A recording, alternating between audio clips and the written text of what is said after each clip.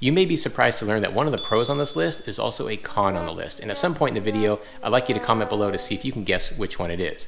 I'm going to be telling it like it is, the pros and the cons, the good, the bad, and the ugly. The good, the bad, and the ugly. This is coming from someone who's lived in the valley, a local perspective. This is nothing that I looked up. So we're going to be starting off with the positive. I'm not going to start off with the negative. If you want to hear what drives me crazy about living in the San Fernando Valley, you're going to want to stay tuned and make sure you check that out. In the meantime, I'd like you to comment below to see and let me know why you are thinking about moving to the San Fernando Valley. So let's get into the video. All right, the first pro on the list is that you get to enjoy the ultimate suburban lifestyle in the San Fernando Valley.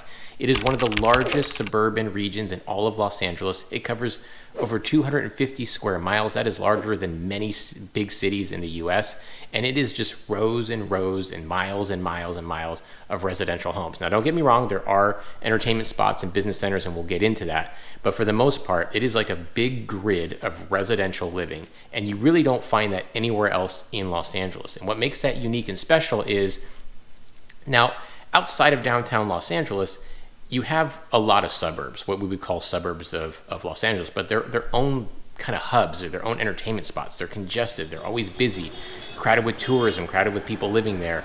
Whereas the San Fernando Valley is not like that at all. It doesn't really have a hub. It's just so spread out that you don't really feel the congestion as much as you would in other parts of Los Angeles. So while there are other suburbs in Los Angeles, you still feel confined and constricted, whereas in the San Fernando Valley, you feel a little bit more sense of space. It's a little bit slower pace of life. This is the region of Los Angeles that you want to move to if you still want to be part of Los Angeles, but live more of a quiet lifestyle and not right in the middle of the action, but still have the option to drive to one of the action areas in Los Angeles. This is the area of Los Angeles that if you're more into the backyard barbecues or sitting poolside, rather than going to the clubs to 2 a.m. or going to the bars and being part of the scene, then the San Fernando Valley is for you, and this is the big pro for living in the valley. This is the region of Los Angeles where you'd want to live if you want to enjoy the many park systems with your neighbors and your friends and your family. If you want to enroll your kids into rec sports, like if that's a big part of your life, then the San Fernando Valley has a lot of that to offer, and it's very popular among its residents, among all of its neighbors, and it's kind of a thing to do. If you're not really into the trendy scene where you need to be at the most popular restaurant or the high-end fashion shopping districts or at the coolest club or the coolest bar, and instead you'd rather go miniature golfing, bowling, laser tag, be at the trampoline park, go on a hike, go to your local park, that's the big difference of the suburban life, and that's a big pro for a lot of people looking for that lifestyle. Also, the San Fernando Valley made the mall popular across the country, I would argue. You can tell by all the 80s movies where the mall was the thing to do as kids. It's when I was growing up, that was a place to go. Well, the mall is still very popular. It's still a destination for many families and many people living here. And they also have some outdoor newer malls like the Village in Woodland Hills, which has some really cool shops, great restaurants, kind of a place that you can go and spend the day at, and some big indoor malls that are owned by Westfield in Canoga Park, also in Sherman Oaks, and some big malls in Burbank and other places throughout the valley. But this is what I'm talking about, the suburban lifestyle, these big mega Goliath shopping centers where people kind of go to and flock to, spend their time and spend their day. And it's just something that people do here in the valley. And of course, like other parts of Los Angeles, you can get all of your amenities here, your big box stores like your Walgreens, your CVS, Ralph's Supermarket, Costco, Trader Joe's, Target, anything you can imagine, of course, is in the San Fernando Valley. It has of all that. So a lot of convenience and very easy to get to. Again, a big grid-like system, but a little bit less traffic than other parts of LA, although traffic in the valley is pretty bad, and we'll get to that later. But all in all, if you want that more quiet, laid-back suburban lifestyle, then this is a big pro for living in the San Fernando Valley in Los Angeles. As a reminder, I'm Dave Fine with the Real Estate Dads at eXp Realty, a licensed agent right here in Los Angeles, and my team and I have helped many people move to and relocate to Los Angeles and the surrounding regions, so hit us up if you're thinking about doing that at the contact information below. All right, the second pro on the list is going to be the weather. The San Fernando Valley has some of the best weather across the country, and why does this matter? Because it really affects your lifestyle, the way you live, and your day-to-day living. We have over 300 days of sun per year in the San Fernando Valley, and that makes a big difference in so many ways. The average temperature in the San Fernando Valley is between 70 and 80 degrees for the most part. We do sometimes dip down into the 60s. In the evenings, it's between the 50s and 60s, again, sometimes dipping down below to the 40s. And of course, during the spring, late spring and summer, we can get into triple digits. We'll get into that later. But for the most part, it is very comfortable weather here. And this matters because it really just, again, affects your day-to-day lifestyle. Now, of course, this makes a big difference on what you can do year-round, being outdoors, outdoor sports and recreation. And I'll hit on that a little bit later. But in general, just your daily life, going on errands, running on errands, picking up your kids from school if you have a family, meeting friends somewhere. Like, you don't have to do what you do in cold weather areas if you have that experience where you're finding your raincoat, finding your winter coat, putting on rain boots or whatever it is you do, especially if you've got kids and you're trying to bundle them up. You know how long that takes, extra time to get into the car, extra time to get into the house when they're shedding clothes. We don't deal with any of that. Like, it's a big deal if it rains for more than 2 days here in the San Fernando Valley. People act a little crazy because we're not used to it. So you can laugh at us that way. But again, you just don't have any of that to deal with. Your kids aren't cranky because they can't go outside. You're not cranky because your kids can't go outside. And there is something real about having that vitamin D throughout the year. It just, people seem to be a little happier. Weather is not a big topic, again, unless it rains for more than a couple days. We just don't even talk about it. Where in other parts of the country, in my experience, of course, is that, man, people are sometimes dreading when the summer is ending and the fall starting because it's getting brisk. And then when the winter hits, you've got rain and you've got snow, and it just slows everything down. And people seem a little more unhappy and just not as friendly during those times because, well, we're all shivering or we're all wet. And you just don't have that in the San Fernando Valley. And that is a big pro because it just affects everything that you do in your daily life. There is really no seasonal depression, and that is real for many people living in other parts of the country. So if that is something that bothers you, you can feel rest assured that moving to the San Fernando Valley, you will not have that. And this leads us to pro number 3, and that is the outdoor lifestyle, which is directly affected by the weather. As I said before, we've got over 300 days of sun, and even when we don't have sun, it's still very comfortable to go outside. And that's why you see so many people outdoors. And it allows me to go to the beach, on a hike, bike ride, go for a walk, go for a run, play sports, just eat outside all year long. And I love that about the San Fernando Valley and in LA in general. It's very unique to many parts of this country. Most people don't get to experience that. And until you do, I don't think people fully realize and appreciate how lucky people are living in the valley to experience that. Again, lived in other parts of the country where you're not eating outside during the winter for the most part. It is too cold or too wet, and you're not necessarily going for as many hikes unless you like hiking in the rain. Certainly not going to the beach when it's freezing. Even if you don't feel like going away or away from the house, if you like staying in the house, you still get to be outside barbecuing, grilling in the backyard, swimming in the pool in fall and in the winter. It may be a little cold, but if you got a heated pool, it feels just fine. That's why people in the San Fernando Valley, you will see so many people taking advantage of all the bike paths throughout the region, going to the parks constantly. Oh, that's my son. He's off from school today, getting himself a snack. Anyway, for those of you that have kids, you know how important it is to send your kids outside, give yourself a little bit of a break, let them burn off energy. So being in the valley just allows you to do that throughout the year. They don't have to be hunkered inside. You don't have to figure out what they need to do indoors. And they tend to be a little bit more happier when they're running around getting their energy out. But going back to why you see so many people outdoors, it's because of the weather and because it creates that outdoor lifestyle. You see so many people on the hiking paths and all of the mountains and hills in the San Fernando Valley because we are surrounded by mountains and hills. That's what creates the valley. But again, the weather encourages this outdoor lifestyle, and people really do take advantage of it.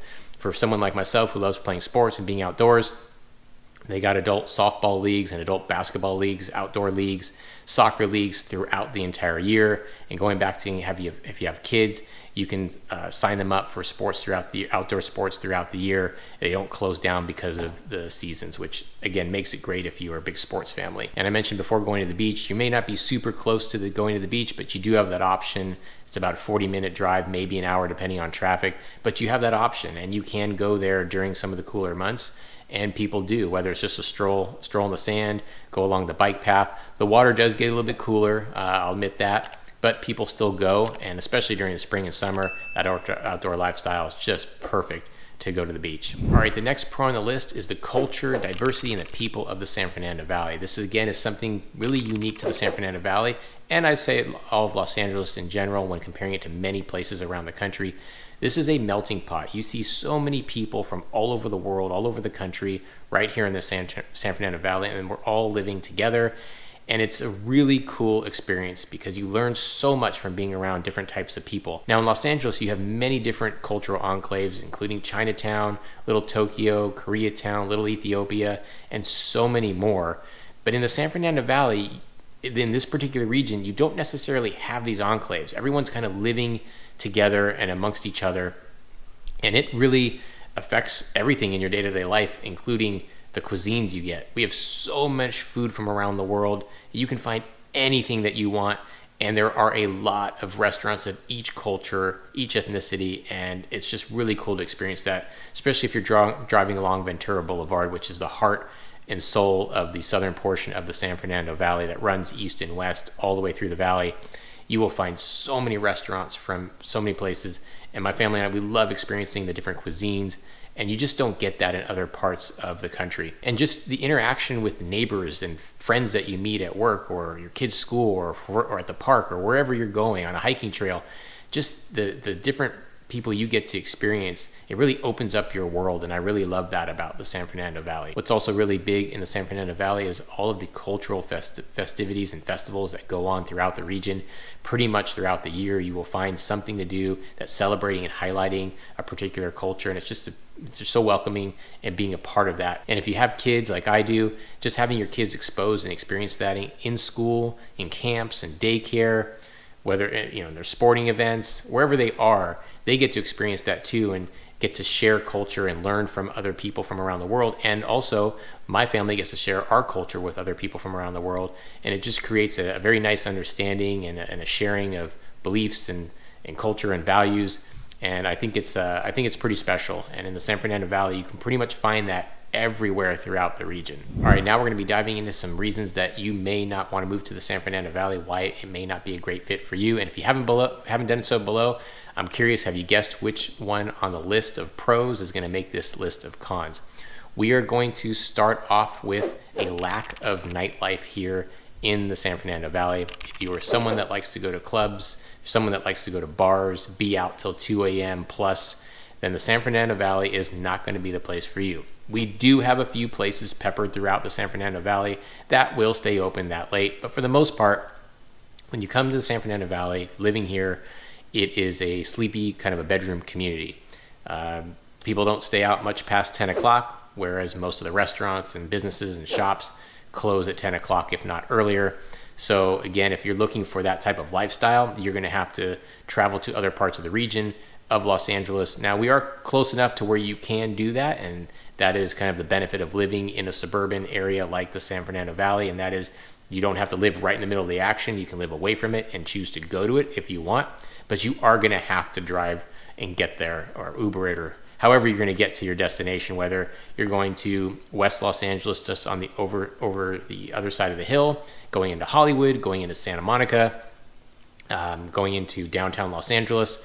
Those are going to be your main hubs if you really want that late night action. For the most part, people in the San Fernando Valley would rather spend the night in or hanging out with family and friends in a low-key setting, whether it's in a restaurant that closes at 10 or at home, kind of a little house party, not a crazy house party. I'm over those. I used to do that a lot. A smaller house party or just a gathering, grilling in the backyard, barbecue, pool, swimming in the pool in the evening. That's more of the kind of the speed when you're living in the San Fernando Valley, when you're talking about nightlife. Now, I'll throw in another thing here, not really part of nightlife per se, but entertainment. There's no sporting entertainments here in the San Fernando Valley too. So if you're a big sports enthusiast like I am myself, you're gonna have to travel quite a bit to get to the Los Angeles teams, whether you're gonna go see the Dodgers, go to Crypto Arena to see the Lakers or the Clippers, go to SoFi to see the Chargers or the Rams, and some of the other soccer stadiums that are closer to downtown. You are going to travel about an hour to get to those destinations.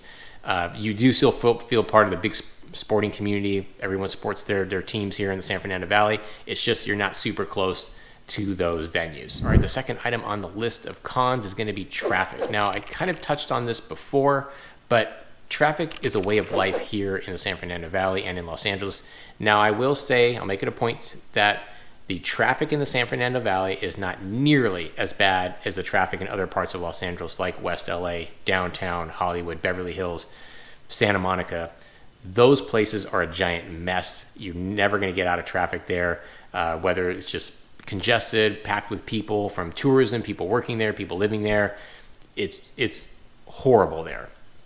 In the San Fernando Valley, it is bad, and that's why I put it on the cons list, because if you're not used to, and nobody is until you actually experience the traffic in Los Angeles in general, but if you're not used to traffic, the San Fernando Valley is still going to give you some of the worst traffic you've ever experienced. I've lived and been in other places where people complain about traffic sitting there during rush hour, between there in the mornings for an hour or two, or there's an hour or two in the evenings where there's rush hour, or if someone's taking a long time to go over a bridge, like 5 or 10 minutes. I kind of laugh at that, because in Los Angeles, it can take an hour to go 12 miles. It's insane. And there is no rush hour in Los Angeles. There's what I call free hour, basically between 11 a.m. and 2 p.m. And that's also in the San Fernando Valley. That is basically your free time. So we have one of the busiest intersections, freeway intersections in the country and in the world, where the 405 freeway and the 101 freeway meet. The 405 is a north-south freeway. The 101 freeway is an east-west freeway, and they converge in between Encino and Sherman Oaks, kind of right in the heart of the southern portion of the San Fernando Valley. It is a traffic nightmare, and if something goes wrong, like an accident or construction, it just obliterates traffic, not just in the San Fernando Valley, but everywhere in Los Angeles, because it is such a heavily used connection system to get anywhere you need to go throughout Los Angeles. Now, the streets itself, traffic is pretty bad. It is a grid, as I mentioned, a grid system, so it's easy to navigate. However, these busy streets in the San Fernando Valley will be pretty busy throughout the day. You really do have to kind of plan your day accordingly. Make sure you're looking at your Google Maps or your Waze app to see how long it's going to take you somewhere, and then give yourself like an extra 15 minutes just in case something goes awry. And on a little bit more philosophical note, because traffic is so heavy and so burdensome, that you can feel really disconnected sometimes from other parts of Los Angeles. And if you have family and friends that live in other regions of Los Angeles, you may not see them as much, and it may cause a feeling of some disconnection, because it can take an hour to sometimes hour and a half just to get somewhere, and you have to plan on taking that same amount of time getting back. And sometimes people get a little disillusioned with meeting up because of that. And because the San Fernando Valley is its own separate region, it's so big and so vast, it has its own kind of separate identity. And a lot of that does have to do with the traffic patterns too, because you just don't feel connected, and you don't go as many places outside of the San Fernando Valley, or as often as you may think you may go to all the entertainment spots throughout Los Angeles. Also, the really bad reality of traffic is that it causes a lot of road rage, and there is a lot of that in Los Angeles. People are always in a hurry to go. It is a very chilled city, very chilled region, the San Fernando Valley, again, that suburban feel. But because we're cooped up in our cars and got to get somewhere on time, people get angry.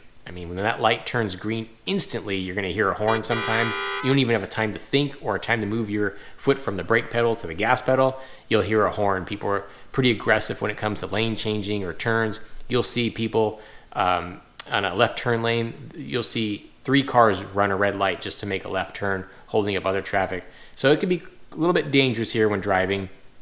I find ways to zen out for myself. I'm used to it. I just sit there, put on a good podcast, put on some meditation music, do some deep breathing. Sometimes I'll catch up with friends and family and work while I'm in the car. So I make use of my time. But for a lot of people not used to this, it can be pretty aggravating. And sometimes if you get to work, you're already in a bad mood because you just sat in traffic forever. And more importantly, when you get home and your family's there to greet you, you may be in a little bit of a bad mood because you just came home from traffic. That's why find ways to make your experience sitting in the car better, whether it's music, podcasts, or chatting on the phone with somebody. All right, we are on con number 3, and if you haven't guessed it already below, we are on that con that is also a pro, and that is the weather. Now, I bring this up again, don't get me wrong, having the sun here is something that I am grateful for as much as we have it, but it does get extremely hot here in the San Fernando Valley, starting late spring, around March, and then going into early October, so putting you into fall, it can get pretty hot here.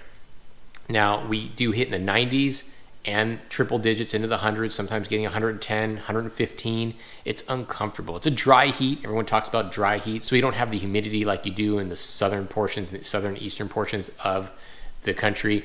But still, 100 degrees is 100 degrees. It's hot. And it can be stifling, and it does cause people to stay indoors a little bit more or find shade. And that's one of the reasons why I think the malls became so popular in the valleys, because it's so hot. You wanted some indoor entertainment. But in general, it's hard to get away from, even in your house. If you got to make sure you're pumping your air conditioning. If you go outside, you want to find those shady areas. Get plenty of sunscreen when you're going in and out. Sometimes when you're just trying to run your daily lives and you're touching doors and they're just burning your hand. And for kids, the playground gets a little bit slower unless it has some sort of covering, because all the playground equipment is burning their skin as they're sliding down or climbing up. So it does have an effect on your lifestyle here. Now, we do have a lot of pools in the area, so people find relief there. If you end up moving here and you don't have a home with a pool, make sure you come buddy with a neighbor that does have a pool, as we did. Basically, let us use their pool anytime we wanted, so that was nice. But people find relief there. Also, the tough thing about the extreme heat is it doesn't cool down in the evening sometimes. There's been evenings where it stays in the 70s. We've even had evenings where it stays in the 80, low 80s, which is crazy, and it's really hard to sleep. Even if you are pumping the air conditioning, it's just uncomfortable. You try to open up the windows, let some airflow in, but it's just letting in warm and hot air. So you do get those times in the San Fernando Valley. Some parts of the valley are warmer than the others.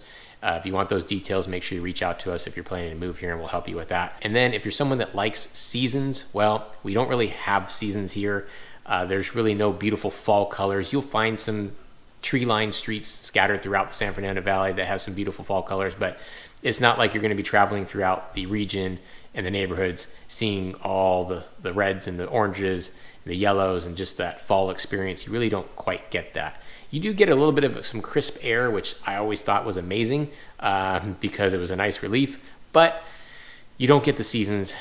Sometimes it's hard to tell what part of the year it is because you don't know if it's spring, summer, fall, and winter. Again, that could be a positive because you get so many sunny days and get to enjoy the outdoors as much as we do here in the San Fernando Valley. The positive also about being so warm during those spring and summer months is that if you're someone that likes to get up in the morning and go for a run, do some exercise, you can go outside and it's already 70 degrees by the time it's like 7 a.m. So it's very comfortable. You're in shorts and a t-shirt and you're out for your workout.